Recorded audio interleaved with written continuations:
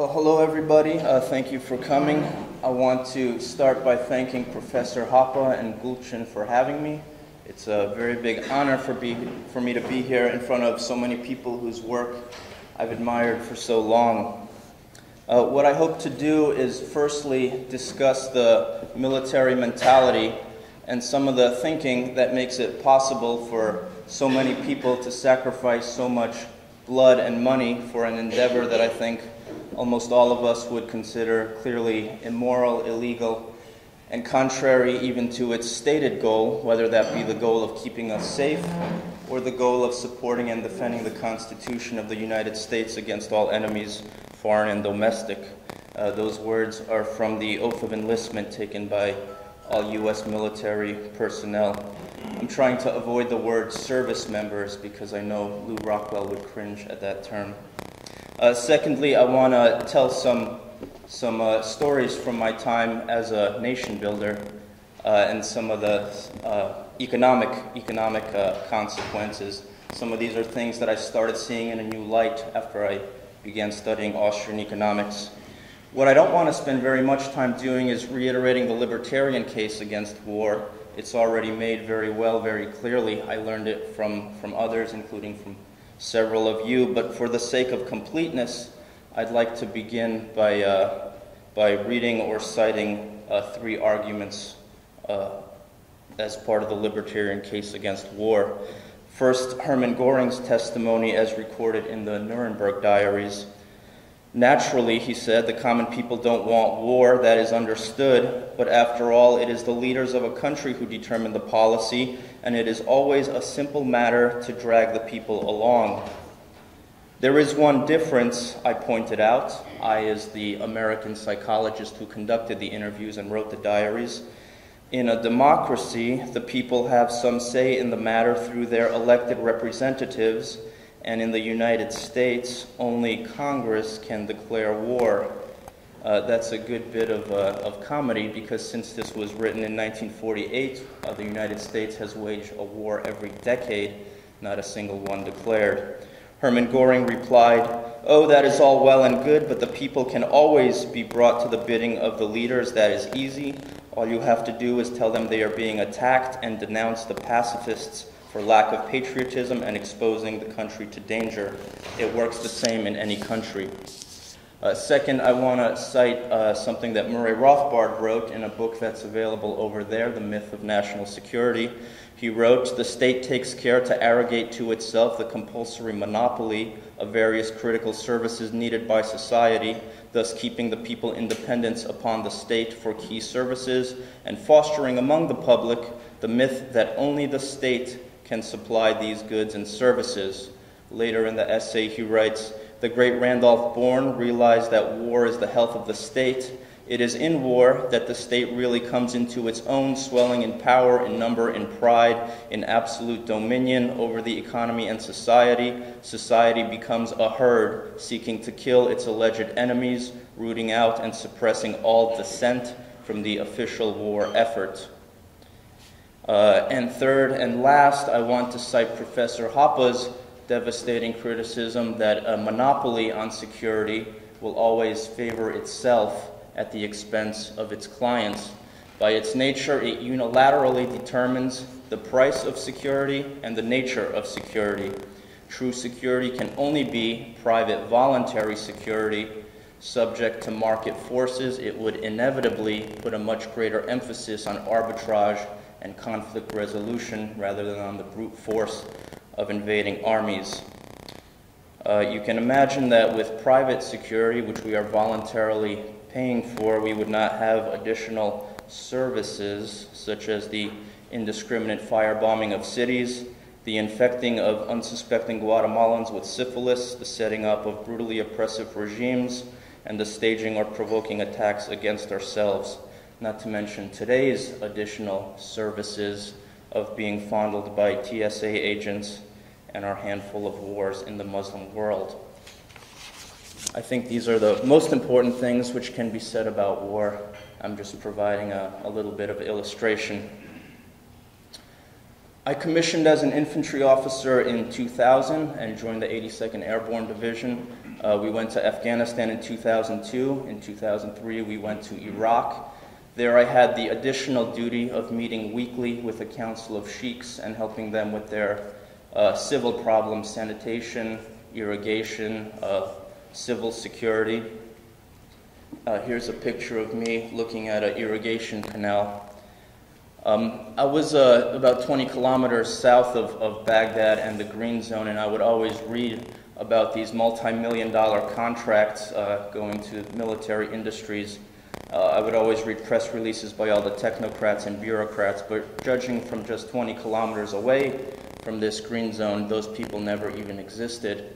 And the book Imperial Life in the Emerald City sheds some light on their utter incompetence. I left the Army in 2004, and over the course of 3 years developed a profound, visceral distrust of all things government. It was then I received a letter in the mail calling me back for one more trip to Afghanistan, and you can imagine how delighted I was to be retrained officially now in nation building by the very same technocrats and bureaucrats who proved so useless in Iraq, whose job I was doing for them. I used to talk about this, and I used to talk about how Iraqis would line up around the block to work for $2 a day, pulling reeds out of the irrigation canal, and I used to contrast this with how private industries, American industries, would contract to do the same job, and their security guards would earn $1,000 a day. This is very interesting to me, but it lapses into a discussion of how to conduct a military occupation when the important question is if we should conduct a military occupation. A question I'm often asked is what soldiers think about our wars, and I'm not able to quantify this in terms of percentage, but I think I know what the categories are. There are some constitutionalists, and for them I have the most hope. While they recognize the state as a necessary monopoly on security, they see the tension between our unconstitutional wars and the task they are doing. In 2008, more veterans and military personnel contributed to Ron Paul's presidential campaign than to all his Republican challengers combined. There are also organizations like the Oath Keepers who try to instill in military personnel and in law enforcement personnel a respect for the Constitution. The second category probably thinks of the Constitution, though they wouldn't say it in the way that most evening news anchors think about it, that it's generally a little bit quaint and unsuitable to the modern world. And they see some of them very genuinely see their job as good and noble, and some of them are just seduced by it. I can say from personal experience that it feels great to hand out other people's money. When you're somewhere where the people are desperately poor and you get this flow of American tax dollars which you're controlling, it just feels great. You're giving desperately poor people something they want. Additionally, you get this huge status with which many people have never felt before who are engaged in this type of work. Suddenly, people hang on your every word. They come to you very politely, very respectfully. Although if you look closely at them, you might see that where their pupils should be are little dollar signs. Incidentally, I bought this Constitution at the Jefferson Monument. I forgot it, unfortunately, but this is the same version. And I was shocked to see that on the inside cover, it begins with a general disclaimer. It says something to the effect of, some people regard this document as important, others think it's no longer suitable to our modern world. Nevertheless, here it is. It has historic significance, or something like that. This was at the Jefferson Monument, of all places. So I think a third category of military personnel are somewhat indifferent to politics. Either they happily sort of punt on the issue of politics or ideology because they regard the state as more good than evil, and they're happy to let themselves be wielded as a weapon by the representatives of the state. Also in the indifferent category are, I think is quite a few service members. They regard our wars as just another feature of the landscape whose creation or sustenance has nothing to do with their participation. It's just like another hill or a river, and they make economic decisions to determine their participation. They take into account the level of danger, money, quality of life, personal development. That was a part of my motivation way back in 2000, and also the status they achieve. This has always been the motivation of soldiers. It's been evident from Thucydides onward. I want to comment about that last motivating factor, the status they achieve, because this is very real. When I returned from Afghanistan in 2002 or from Iraq in 2004, I was showered with praise and thanks. I was offered free drinks and free dinners. At the time, I was still a statist. However, I felt extremely uncomfortable by all the thanks I was receiving because the hero's welcome was given to me without any knowledge of whether or not I was completely incompetent or not. I happened to have been a little proud of how I'd served as an officer, and including proud of the restraint that I had shown. And I was getting this praise just automatically. They were giving it without knowledge of whether I commanded an infantry platoon or a desk. And it became very clear to me that the soldier, his role as a security provider is of secondary importance. Much more important is his symbol as a figure of national pride and national identity. He becomes an idol behind which all the nefarious political motives and all the hypocrisy can hide. The soldier becomes a rallying call in support of the official war effort. It's hard to imagine something similar happening with a private voluntary security agency. And I imagine such a mindset would be much, much worse if this was a war with conscription, where the propaganda must be even stronger. Now, of course, I view the automatic praise as downright dangerous because it opens the door to all manner of tyranny, and more importantly, it allows for the systematic aggression against innocent people based only on their proximity to our perceived enemies. I did benefit from personal development. I learned a lot in the military. Nevertheless, for the most part, I consider it a fool's errand from which I thankfully emerged unscathed, minus just a little bit of hearing. I've also been asked a few times, including last year at the Property and Freedom Society conference, whether I consider insurgents nobler than soldiers because insurgents fight for ideology and soldiers fight for money. I perfectly understand the libertarian hostility to all things military, but I disagree with this analysis, and I'd like to illustrate that with a couple examples. I remember returning from our first combat mission in Afghanistan. It was a 2-week mission in which we helicoptered to different spots, trying and failing to make contact with insurgents. Incidentally, back then, that was before Iraq had begun, so we had all the aviation assets of the military at our disposal. But anyway, after we returned, one of my fellow platoon leaders told me in a very emotional sort of way that on the helicopters he was having visions of Christians praying back in the United States for him to keep them safe. He was saying that he was thinking on the helicopter of all the difficult training we'd been to, and he was expressing how proud he felt for the privilege of defending America. I might accuse him of being foolish, perhaps even a little egotistical, but I would not accuse him of being insincere. He had his ideology too. From the other side, in Iraq in 2003, we would occasionally catch poverty-stricken farmers setting up rockets to launch to our base. They were being paid to do so and seemed to have little incentive for effective attacks. In fact, it was hard to tell many times if the attacks were even intended for us or not. So there are insurgents fighting for money too. Incidentally, later in the war, the attacks became more effective, and we learned they were being incentivized by things such as whether or not a medevac helicopter showed up after the attack, and I'm sure there's a dark joke in there somewhere about the power of prices. There's also the factor from both sides that young men simply like to fight. They want to know whether or not they're cowards. This is evidenced by me when I was in the Hawkeye Brazilian Jiu-Jitsu Club. We would drive 6 hours to Milwaukee and pay a $50 entry fee to go into grappling tournaments just for the privilege of fighting under very restrained conditions.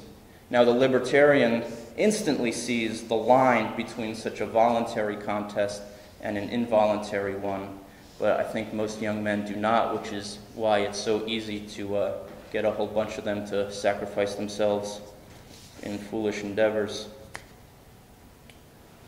Now, I don't mean to be muddying the water on justice and morality by stressing the similarity between insurgents and soldiers, though I do believe good people have sacrificed themselves on both sides of every military conflict in history.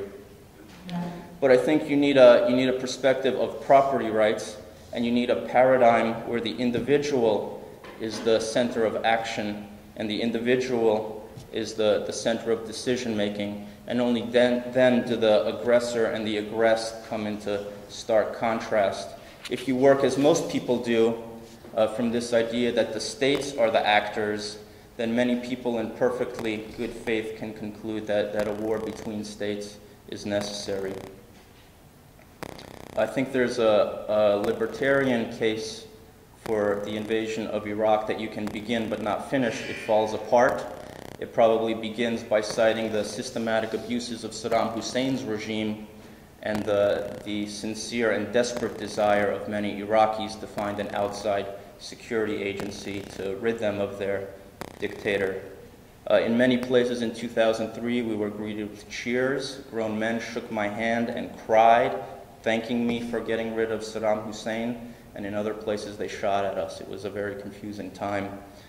Of course, this case falls apart very quickly. It does not justify the size and scope of the invasion. It does not justify the deaths of between 100,000 and 1 million Iraqi civilians, depending on which estimate you believe, and the exodus of 4 million more. It does not justify nation-building, torture, and the coercive means of funding our wars.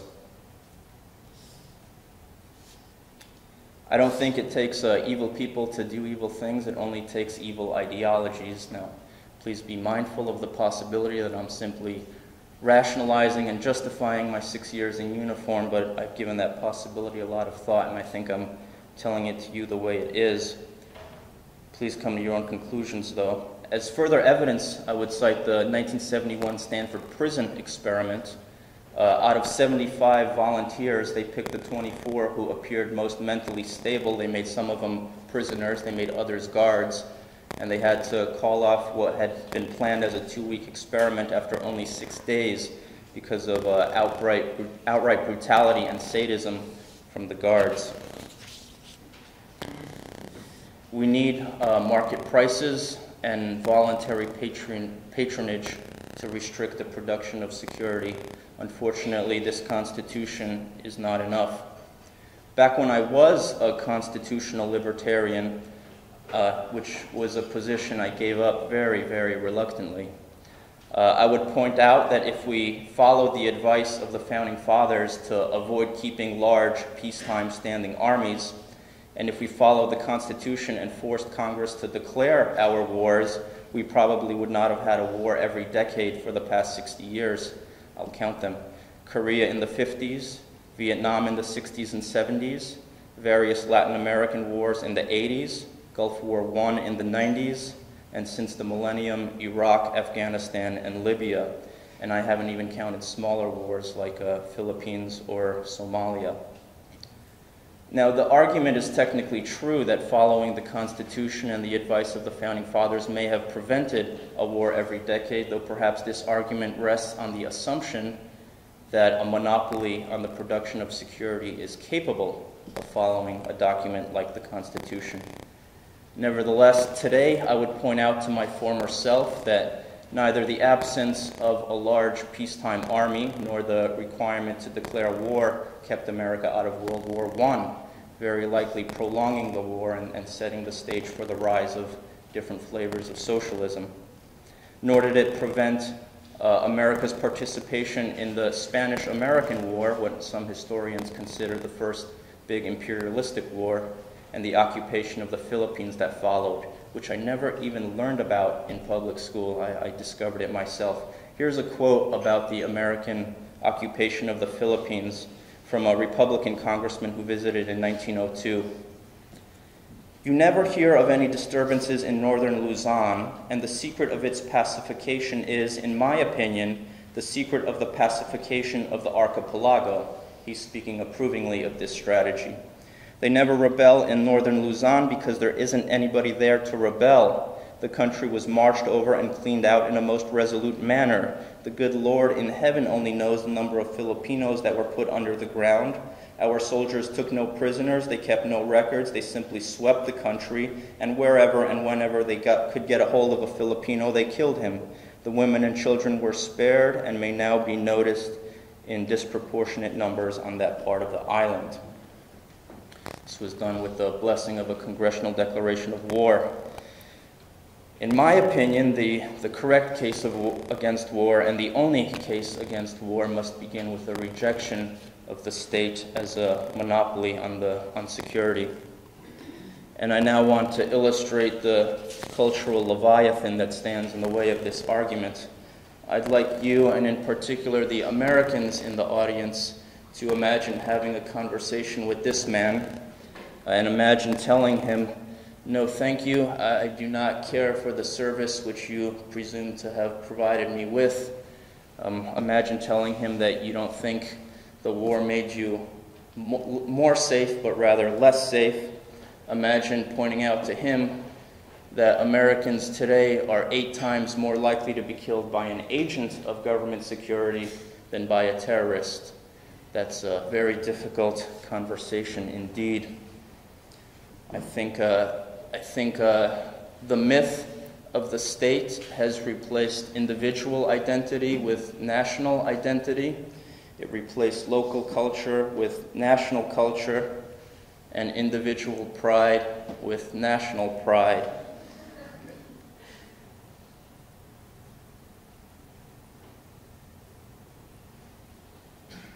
If the myth is ever torn down, or if it tears itself down, as it very well might, many people I know will be hollow, empty shells of themselves, scarcely able to answer the question, "Who are you?"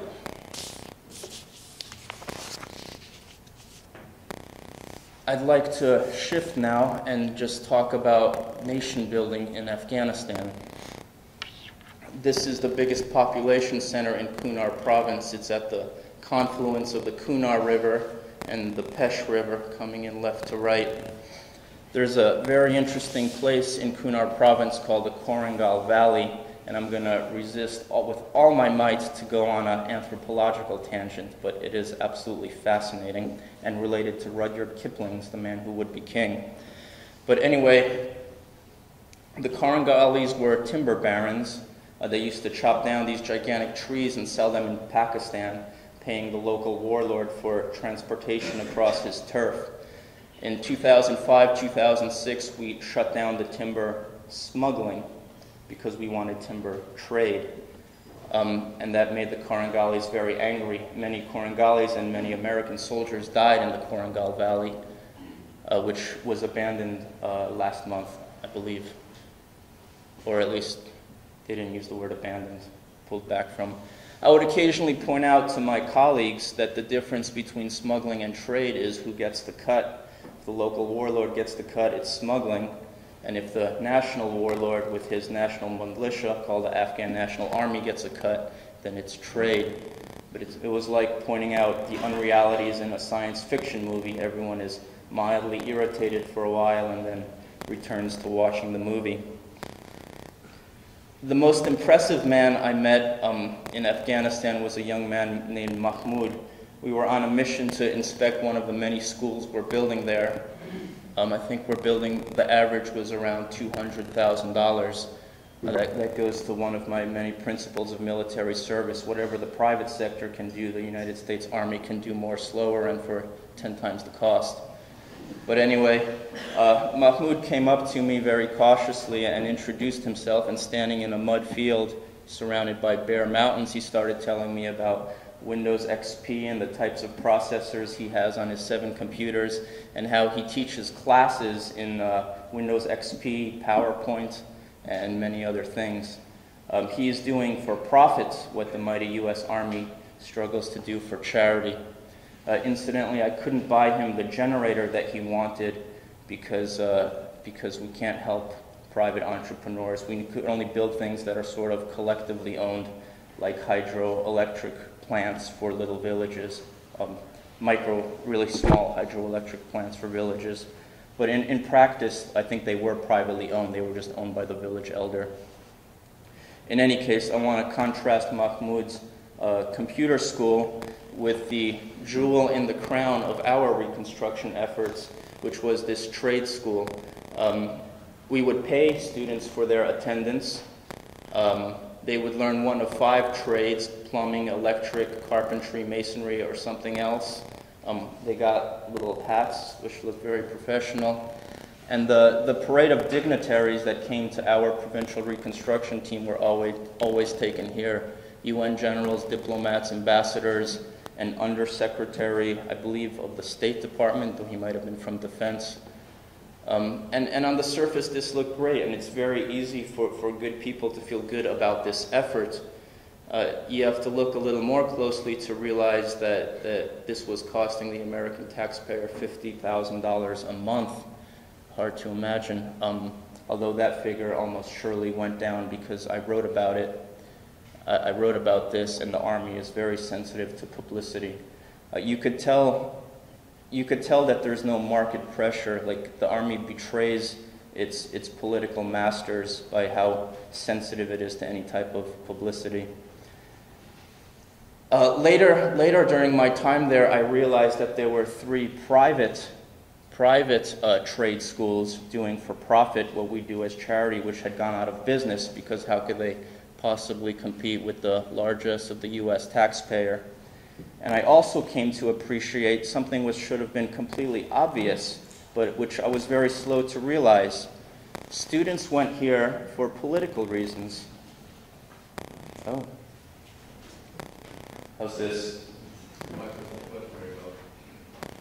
Students went here for political reasons, and I couldn't believe how far I had gotten into this without realizing. We would go to a place like the Korengal Valley where they didn't like us, and we would tell the elders, listen, I know you're very angry about this whole timber thing.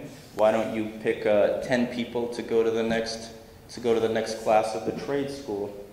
And then those elders, I'm sure, would go to people in their valley who they want to influence, and they would either trade favors or whatever else and send students here, which is why our school had a moderate dropout rate.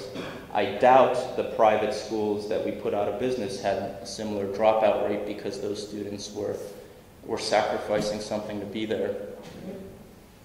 This sort of central planning which we were engaged in, which I was very slow to appreciate for what it was, because you are giving desperately poor people some resources, but this was central planning detached from any kind of reality. It very soon became apparent that we were flooding the area with eager construction workers. Thankfully, we dropped $90 million worth of construction projects on the province so we could absorb all this labor.